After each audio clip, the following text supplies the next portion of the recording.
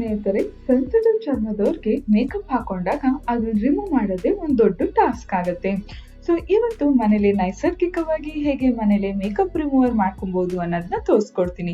ನೀವ್ ನೋಡ್ತಾ ಇದ್ದೀರಾ ವಿಜಯ ಕರ್ನಾಟಕ. ವೀಕ್ಷಕರೇ, ಮೇಕಪ್ ರಿಮೂವ್ ಮಾಡಾದ್ಮೇಲೆ ಸ್ಕಿನ್ ಒಂಥರ ಡಲ್ ಇರುತ್ತಲ್ವಾ, ಆದ್ರೆ ಇವತ್ತು ನಾ ತೋರಿಸ್ಕೊಡ್ತಿರೋ ಮೇಕಪ್ ರಿಮೂವರ್ ಇಂದ ಮೇಕಪ್ ನ ರಿಮೂವ್ ಮಾಡ್ಕೊಂಡ್ರೆ ಚರ್ಮ ಫ್ರೆಶ್ ಆಗಿರುತ್ತೆ ಮತ್ತೆ ಖುಷಿಯಾಗೂ ಇರುತ್ತೆ. ಸೊ ಬನ್ನಿ, ಈ ರಿಮೂವರ್ ಮಾಡ್ಕೊಳ್ಳೋದಕ್ಕೆ ಏನೆಲ್ಲ ಬೇಕು ಅಂತ ತೋರಿಸ್ತೀನಿ.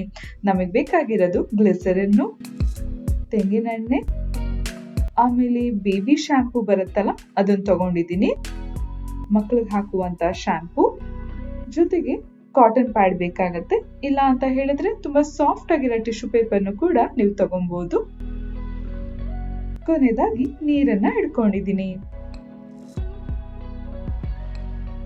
ಮೊದಲು ಒಂದು ಬೌಲಿಗೆ 3 ರಿಂದ 4 ಸ್ಪೂನ್ ಅಷ್ಟು ನೀರನ್ನ ಹಾಕೊಳ್ಳೋಣ.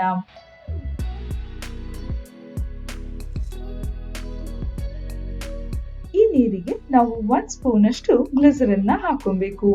ಗ್ಲಿಸರಿನ್ ಹಾಕೋದ್ರಿಂದ ಚರ್ಮನ ಹೈಡ್ರೇಟ್ ಆಗಿಡ್ಸುತ್ತೆ. ಚರ್ಮ ಏನಾದ್ರೂ ಡ್ರೈ ಆಗಿದ್ರೆ ಅದನ್ನು ಕೂಡ ಗುಣಪಡಿಸಿ ಚರ್ಮದ ಮೇಲ್ಗಡೆ ಇರುವಂತ ಸರ್ಫೇಸ್ ನ ಆರೋಗ್ಯವಾಗಿ ಇಡಿಸೋದಕ್ಕೆ ಸಹಾಯ ಮಾಡುತ್ತೆ.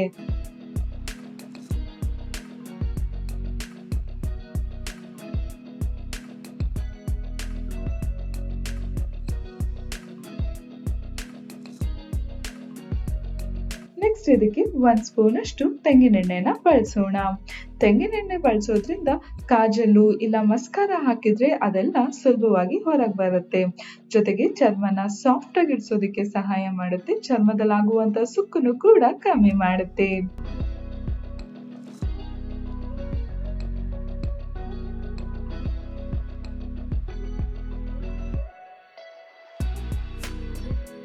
ನೆಕ್ಸ್ಟ್ 1 ಸ್ಪೂನ್ ಅಷ್ಟು ಶಾಂಪೂನ ಹಾಕೊಳ್ಳೋಣ. ಮಕ್ಳಿಗೆ ಬಳಸುವಂತ ಶಾಂಪೂ, ಬೇಬಿ ಶಾಂಪೂ ತಗೊಂಡಿದ್ದೀನಿ. ಇದು ಮೇಕಪ್ ರಿಮೂವ್ ಮಾಡೋದಕ್ಕೆ ತುಂಬಾನೇ ಜೆಂಟಲ್ ಆಗಿರುತ್ತೆ, ಮತ್ತೆ ಕಣ್ಣಲ್ಲಿ ನೀರ್ ಬರಲ್ಲ.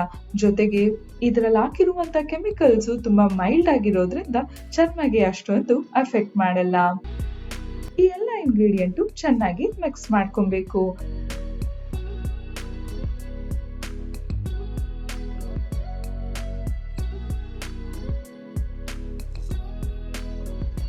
ಇದ್ರ ಒಳಗಡೆ 2 ರಿಂದ 3 ಕಾಟನ್ ಪ್ಯಾಡ್ ಅನ್ನು ಹಾಕೊಬೇಕು. ಇಲ್ಲ ಅಂತ ಹೇಳಿದ್ರೆ ಟಿಶ್ಯೂ ಪೇಪರ್ ನ ಹಾಗೆ ನೆನೆಯೋಕೆ ಬಿಡ್ಬೇಕು. ಆಮೇಲೆ ಏರ್ಟೈಟ್ ಜಾರ್ ಒಳಗೆ ಹಾಕಿ ನೀವು ಫ್ರಿಡ್ಜ್ ಒಳಗಿಟ್ಟು ಯೂಸ್ ಮಾಡ್ಕೊಬಹುದು. ಸೊ ಬನ್ನಿ, ನಮ್ ರಿಮೂವರ್ ರೆಡಿ ಆಯ್ತು. ಮೇಕಪ್ ನ ರಿಮೂವ್ ಮಾಡ್ಕೊಂಡ್ಬಿಡೋಣ.